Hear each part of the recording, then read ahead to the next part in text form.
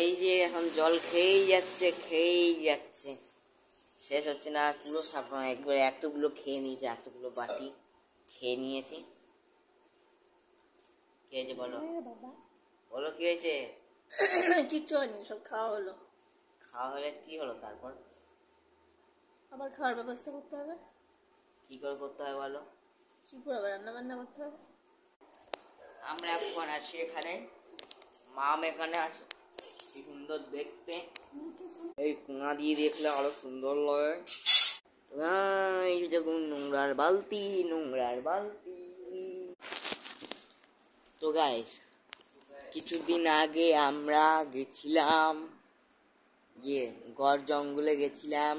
তারপরে সেখানে আমরা দেউল পাড়ে গিয়ে টয় ট্রেনে চেপেছিলাম। সেই ভিডিওটাও আসছে, কিছুদিন পরেই চলে আসবে।